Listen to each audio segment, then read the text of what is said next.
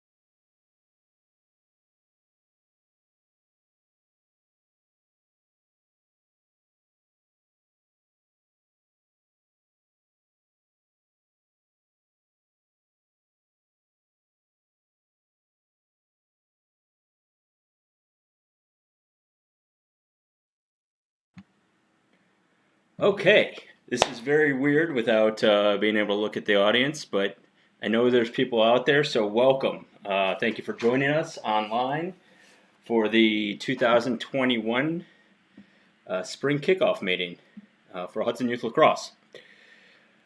Okay, so quick overview of the agenda we're going to take here. We're going to go through our general introduction and mission statement, talk about the spring programs we're offering this year, a little bit of overview into equipment, registration deadlines, codes of conduct, communication, and volunteering. Very similar presentation to previous years, but it's always a good refresher, even for those who have been with our program before, and really good information for new families as well who are planning on playing lacrosse or even just considering playing lacrosse. We do have a chat feature on the YouTube stream, so please feel free to type in the chat there if you have any questions that come up. We do have the rest of the board members here helping to monitor the chat. And let's go into our introduction of those other board members right now, and then I'll go back to that other slide. Let's do that. So I'm going to see if I can figure this out so you can actually see people. Make myself go away. And that's not showing up because I have the wrong window selected. Oh no, this one.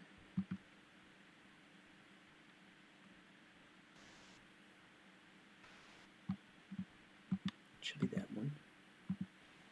All right, you might not be able to see people.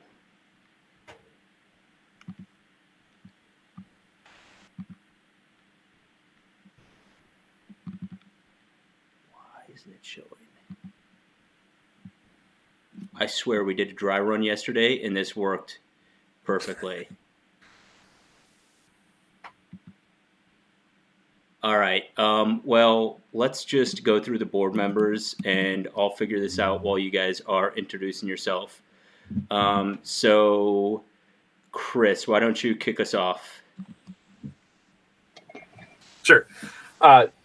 Name's Chris Zucker. I'm the boys director. It's my second year on the board and first year actually doing some actual lacrosse with last year getting canceled. So I have two boys in the program. One's in 8th grade. One is in 5th grade. And then eventually I'll have a girl in the program too. So any questions you have regarding the boys program, definitely direct them towards me. And I'll be glad to get those answered for you, or at least get them to Richie so we can get those answered. Thanks.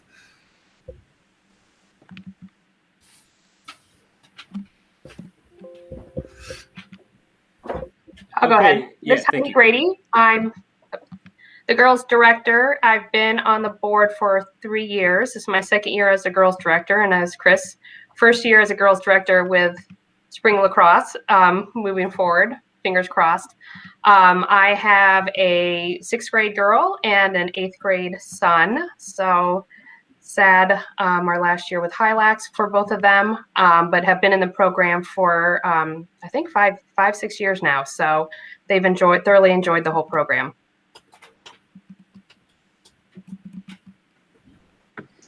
This is Courtney Plosnock. I am the treasurer. This is my 4th year on the board as your treasurer. Prior to that, I spent 4 years coaching on the girls' side. I have an 8th grade son and a 5th grade son in the program. This is Brian Churchwell. I'm operations for HYLAX, 2nd year on the board. I have an 8th grade daughter, a 7th grade son, and a 2nd grade daughter, all of which are in the program or have been in the program since the 8th grader is out of it now.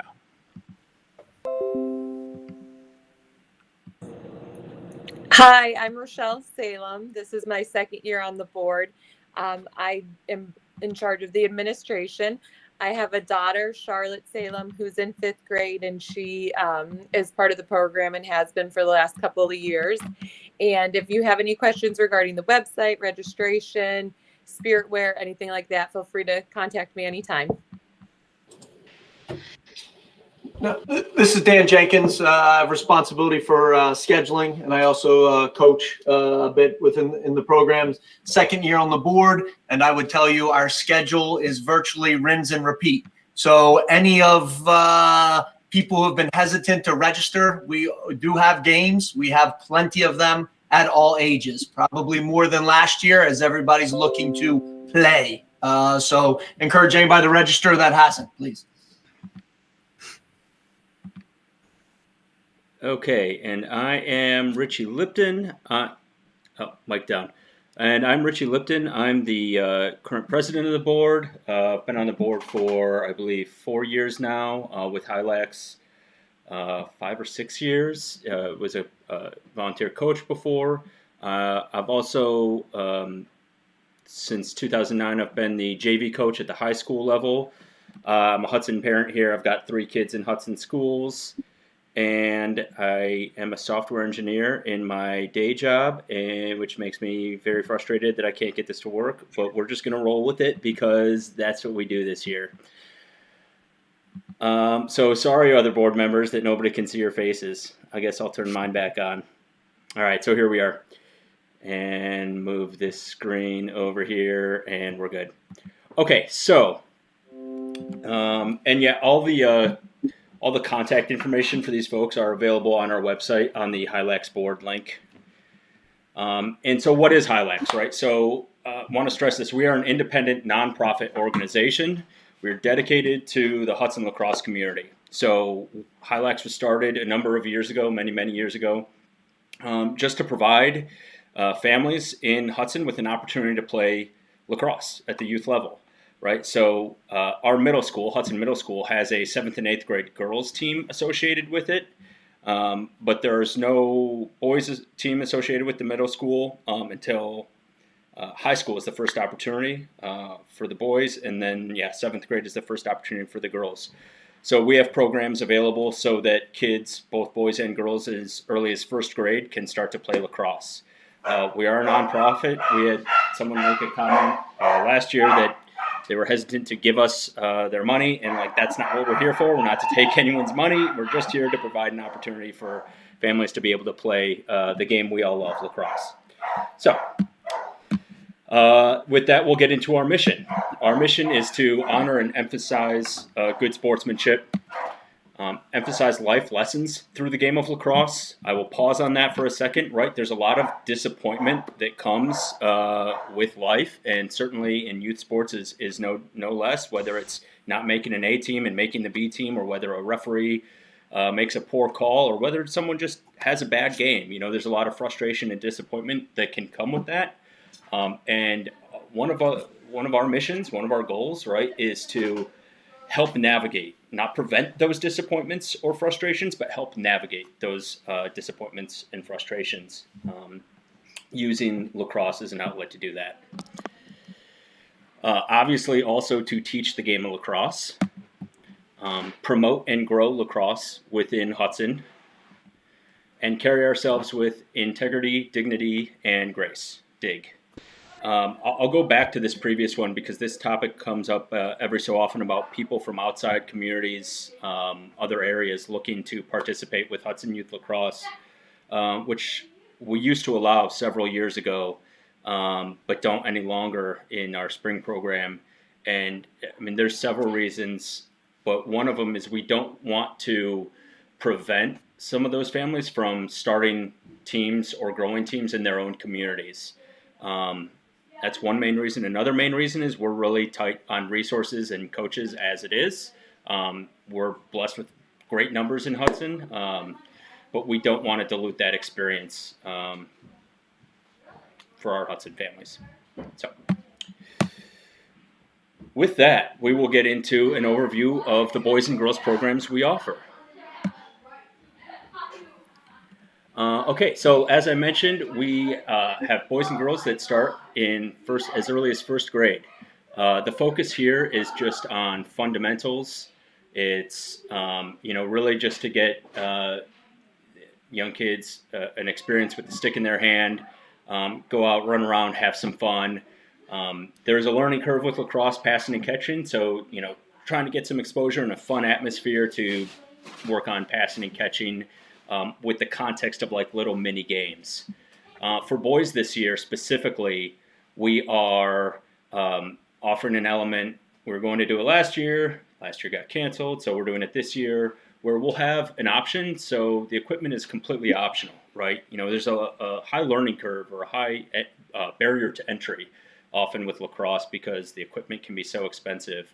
But we will support boys not needing to get helmet, shoulder pads, gloves, and we'll separate the practices out and we'll use softer lacrosse balls for both the boys and girls at this level so that, we're mitigating that risk of, ouchies from getting hit by a really hard lacrosse ball. And then when they do get together for scrimmages, for small field play, we'll just separate those groups out by those that have pads and those that don't have pads. And they'll play together. And for those unfamiliar, girls lacrosse does not have all the same padding that the boys do, but we'll get into that in a slide later on. So third and fourth grade, this is where we start to go a little bit more into skill and strategy and talk about the positions of the field. We do have many intra-squad games, but then we also have a light schedule of regional games and tournaments against other schools and other communities.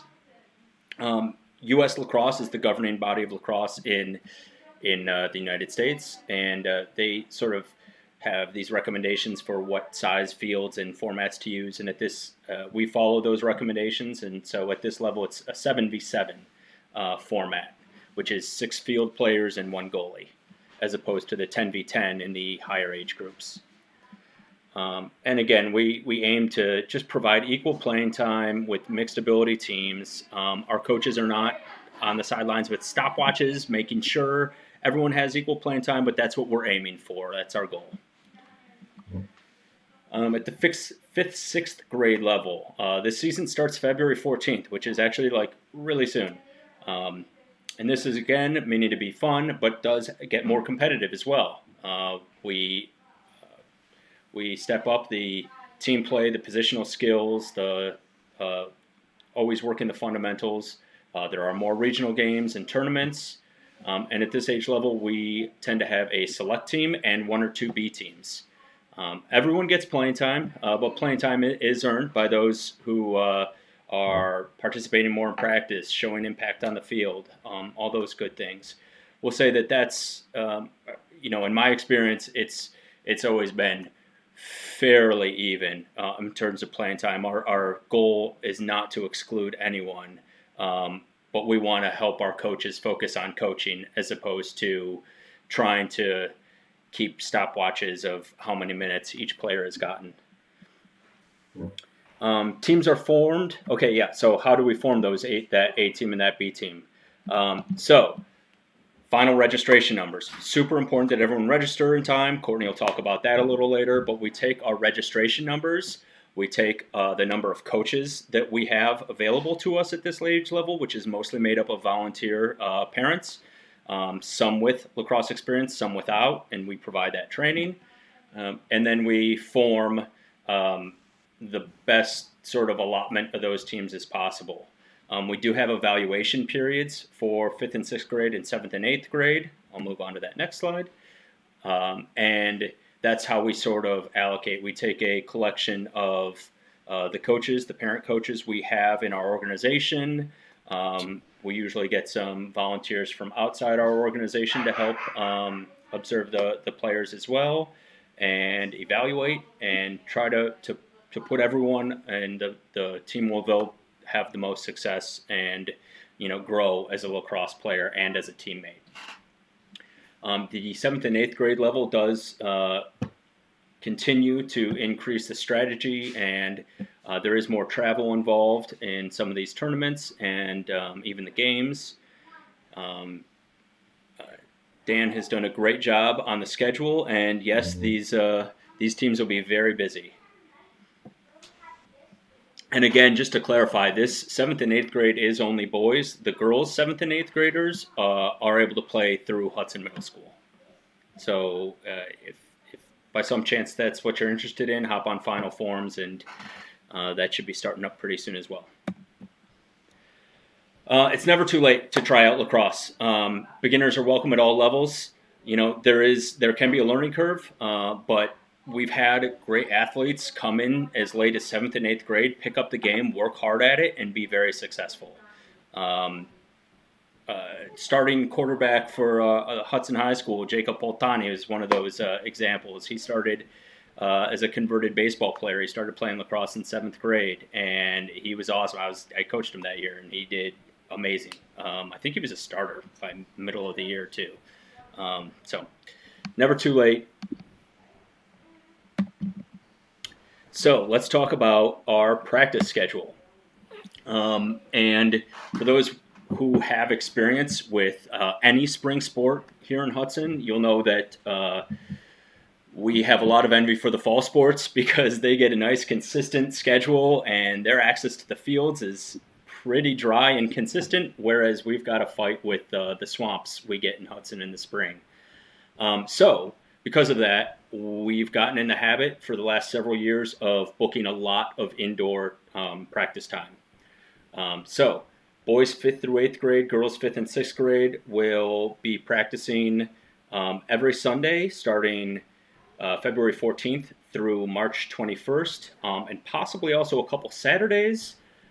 Primary locations are Edge and NC Soccer, but we will also take advantage of turf time if we're able to get it. Last year, especially, there were a couple nice days where we were able to get Molson, and this is before some of the high school sports have really kicked into gear and taken a lot of that turf time. So if we're able to take advantage of any of that, we're absolutely going to do so. During the week, the high school sports do have that pretty much locked up, but on the weekends, there's more of an opportunity for us to get Molson specifically. So weather permitting, that's something we're always keeping an eye on. Then after spring break, this is our planned outdoor practice schedule. So this would be starting Tuesday, April 6th. And again, so this presentation will be live or will be available on YouTube even after we stream it live. So you're welcome to go back and look at this now. So I won't take too much time on this slide. But this is our planned outdoor practice schedule. It's basically the same schedule we've used the past several years.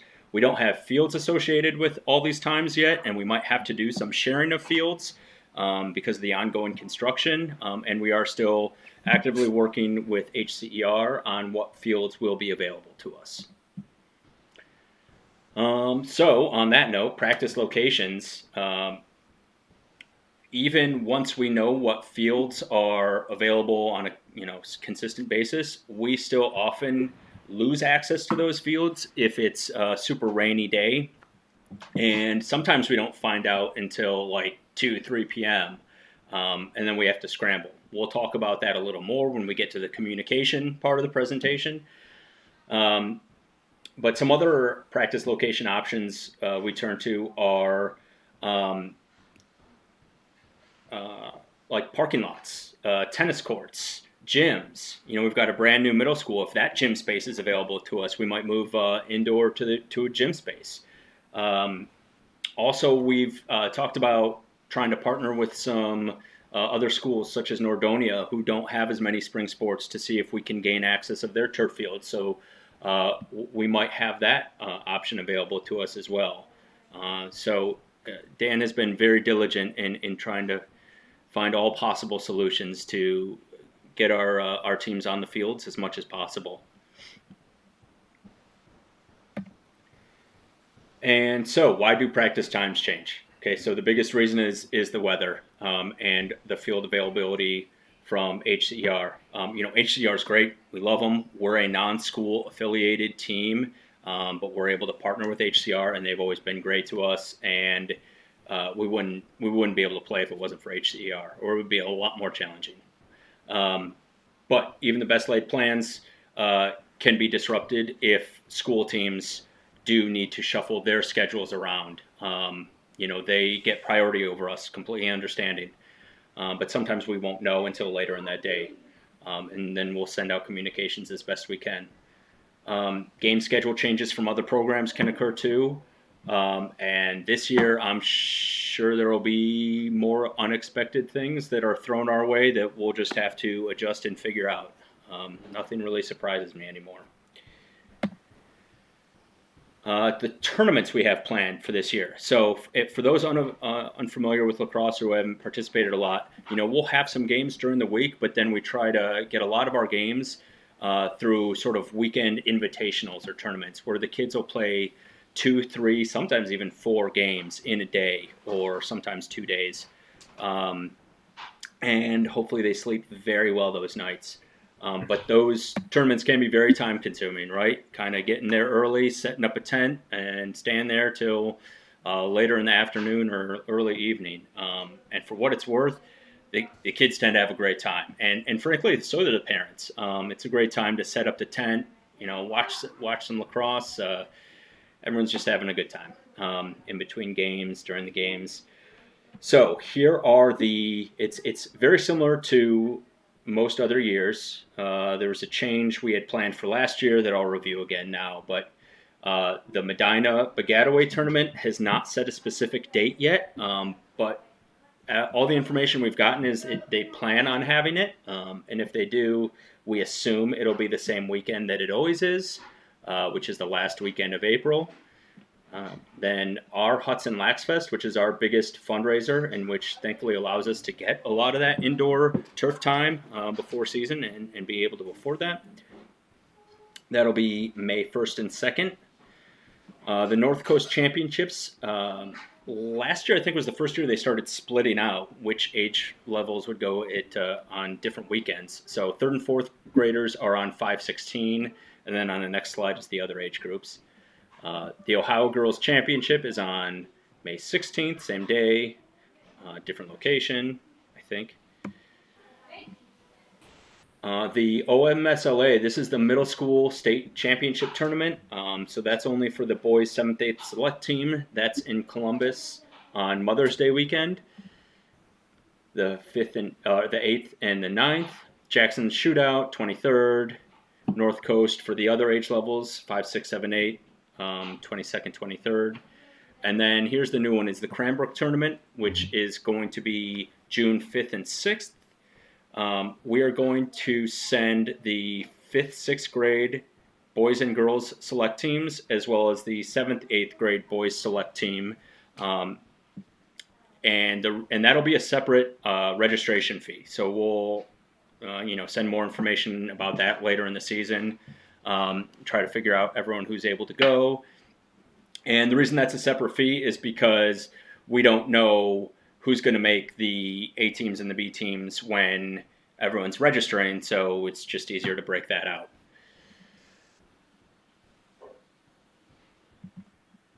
Okay, equipment. It's not as bad as hockey, but there is a lot.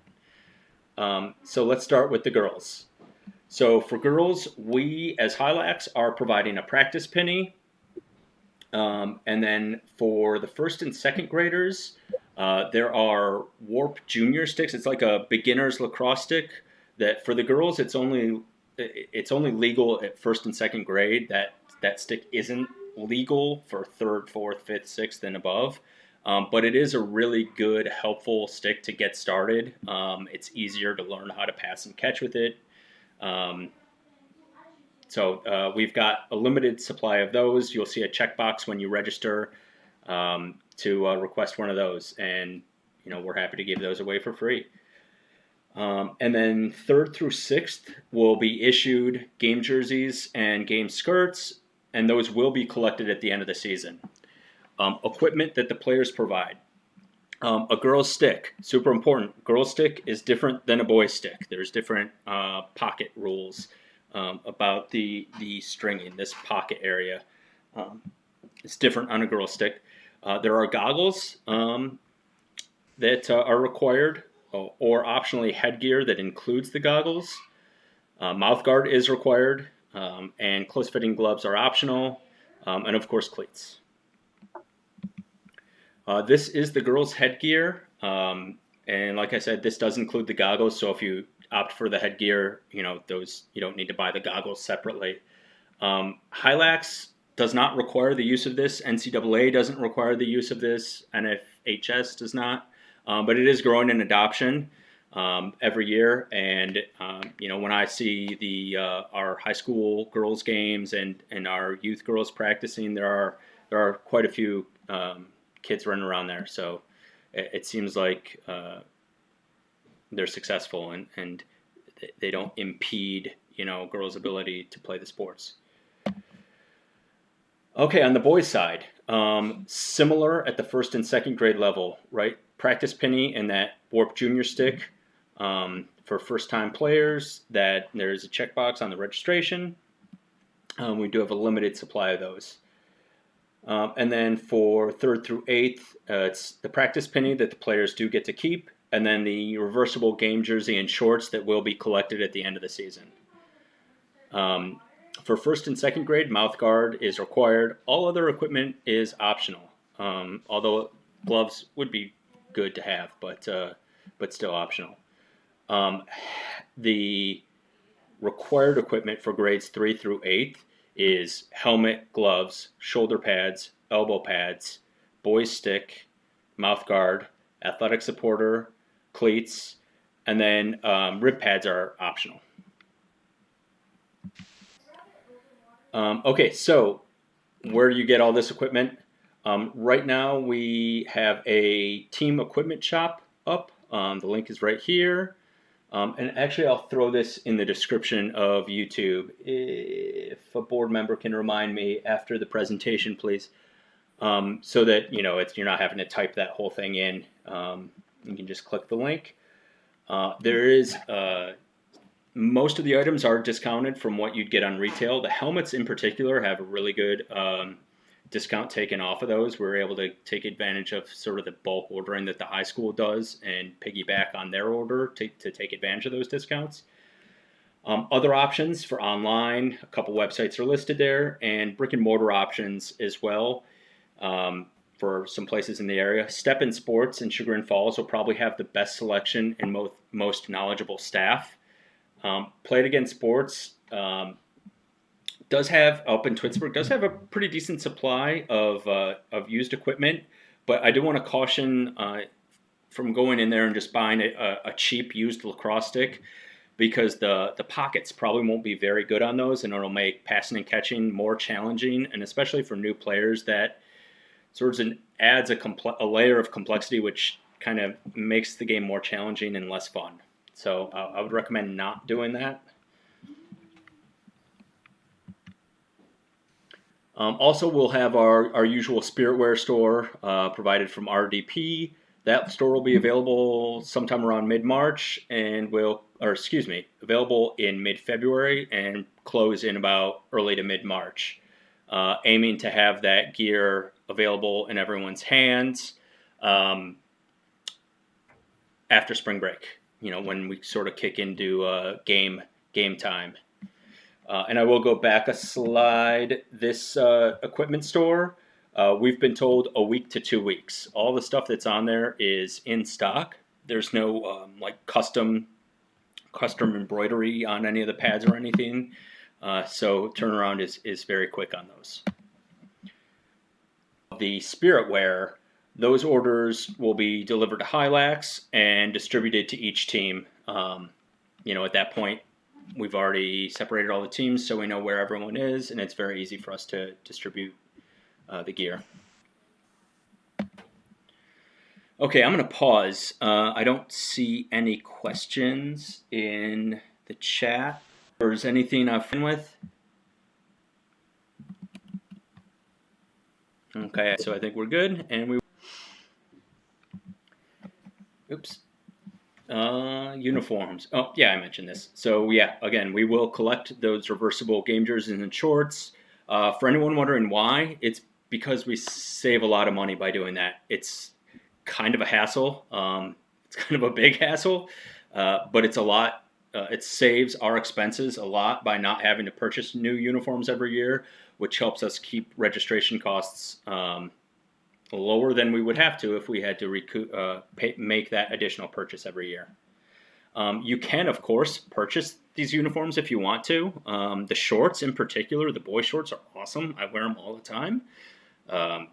So if you're interested in that, let us know, and we'll coordinate. Okay, Courtney, you are up. Hi, everybody. This is Courtney. Now is the time to register. It is open on our website at HYLAX.com. You can click on the big orange button that says register now. That's on the upper right-hand side, or you can use the blue menu on the left side and select register online. If you're in players in 5th through 8th grade, February 12th is the last day to register. I'm going to beg you, if you know your player is playing, please register sooner rather than later. As Richie's kind of mentioned, everything we do depends on how many kids sign up to play. So the number of teams that we can have at each grade, how many games we need to have for each team, how much indoor space we need to have, what time your practices are, and on what fields. So register soon, please. And if your player is in grades 1 through 4, you have until March 25th to register, which is the Friday before spring break. So for those olders in 5th through 8th, the season starts February 14th. So the February 12th deadline is it. That's it. No additions after that. So February 12th is your deadline. It gives us 1 day to get our rosters put together for the very first practice. If you have any questions, please feel free to reach out to me. Please communicate that we do have a scholarship program. We understand that this is a high entry fee sport, and we don't want anybody to make the decision to not play because they can't afford it. So please feel free to give them my name or reach out to me through the website, and we can certainly make sure that we can make accommodations that they can join us this spring. Yeah, and that's completely anonymous. I don't even know who does that or if anyone does. And you can get Courtney's information here from the HYLAX board link. Yeah, or if you can't spell my last name, I know it's a tricky one, just treasure@hudsonlax.com. That will reach me too. And one more note here. So I'm on the website. This is not my favorite platform. We've looked at migrating platforms. That's a whole nother topic. All I'll say is when you want to register your child for lacrosse, if you already have an account, you don't want to use this really confusing register button at the top of the screen. You want to use the one over in this blue bar on the left. We see tons of like duplicate accounts created, which cause some finicky things sometimes where people don't have the family members they think they do, or they're not showing up properly. So just try to remember to use this link on the left to register.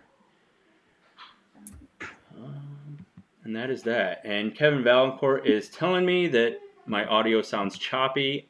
I don't think I can do anything about that right now. So I'll just try to do my best and power through. I think you sound great, Richie. Thanks, Courtney. Okay, and which slide did this jump to? Okay, there we go. Okay, so just an overview of a lot of what Courtney just said, right? So spring registration is open now. It closes for the dates listed. The big thing to note is that 5th grade through 8th grade closes February 12th. That's really soon.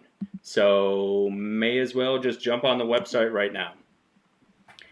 The season starts 5th through 6th, 5th through 8th, February 14th, and then for all the rest, April 6th, right after spring break. We have an evaluation period. We have practices, and then we have an evaluation period where we just, make sure to have more evaluators in attendance those days. And then the first team practice, we'll start practicing as our specific teams the week of March 20th.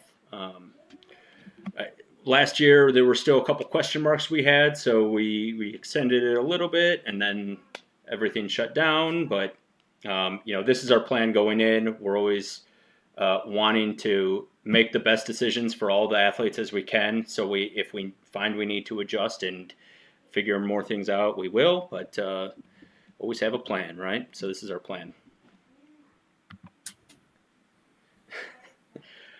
All right, COVID precaution guidelines, and I don't mean to make light or make joke with the Bernie Sanders things, right? We are very serious about taking the appropriate precautions to keep everyone as safe as possible. We're going to be following almost everything the high school is doing, and really what I think we've all experienced through fall and winter, right? So masks on when not playing, and really we encourage folks who are comfortable wearing masks in play. The NFHS has put out information saying that that's perfectly safe. So we're going to go by all the guidance that we're told, and strongly encourage everyone to have masks on at all times. When they're not on the field playing, their masks should be on. Players should be distancing, not in huddles when they're putting their gear on, but of course separated. We'll work with our coaches to keep that as simple as possible to enforce on the kids who have a tendency to congregate, right? We know how it goes, but we want to make that as easy as possible. Separating cones out and spacing like we did in fall seems to work really well. Parents on the sidelines, distancing as well, right? We don't need everyone to jam together. Right at the 50-yard line or whatever, we can space out successfully. If we have to put regulations about restricting sideline attendance, we will, but we're not starting with those restrictions in place.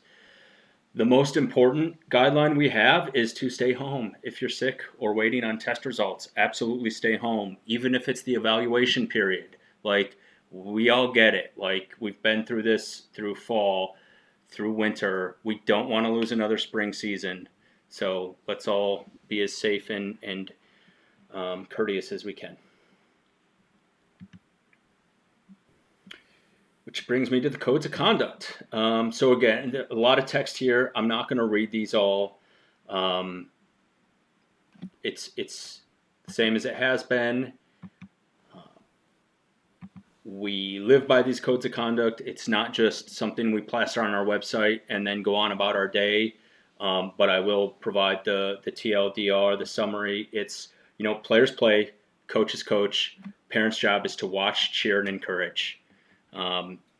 Attitudes are contagious. Your attitudes as parents are contagious. And like I said in our mission, right? It stinks when our children, I've experienced this, when my children are really frustrated or disappointed with a sports experience.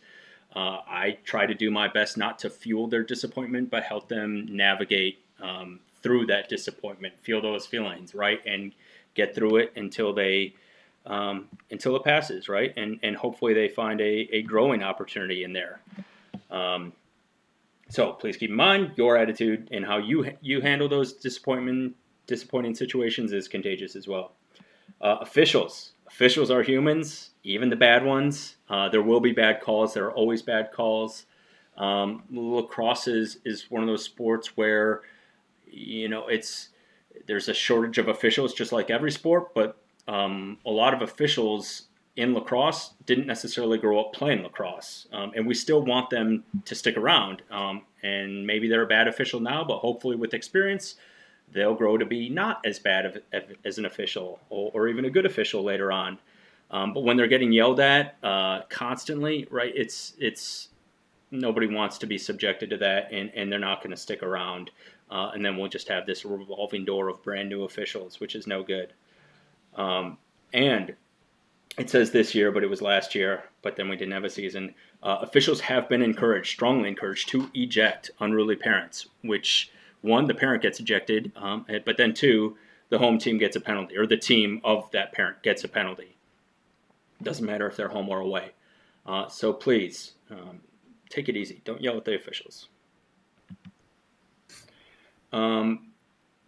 Desired communication chain, especially at like the 5th through 8th grade levels, but even at the younger levels, we absolutely encourage, if an athlete has any questions or anything they don't understand, to go and ask their coach. And that should be sort of the first chain. And whether it's playing time or what's going on the field, or why something happened a certain way, or if something was a penalty that they didn't think was a penalty, ask the coach. Second level is that the athlete and the parent together can have that conversation with the coach. And then in the cases where there get to be more serious escalating issues, this doesn't happen often, but if there is anything that comes up, athlete and the parent can talk to the boys and girls directors, and then more broadly, myself as the president and any other board member as well. So we ask you to be aware of that intended chain of communication. Broader communications. So this is where we rely on our league athletics platform largely. And so this has been rebranded as SI Play, and I believe that's what the app is called now. But when you register, you have all the communication preferences options, so that like when we add a news item and we say, broadcast it out, it sends out to a lot of people that no longer want to receive those emails, I've learned. But those people have complete control to unsubscribe and manage those communications, which is the nice part of the platform. At the team level, this is where it gets even better. All the practice schedules and everything is completely managed through there. So you can at any point look on that app, just like we've gotten used to, right, with like all the other sports we participate in. And it'll have the system of proof, the system of record for when and where practices at any given time.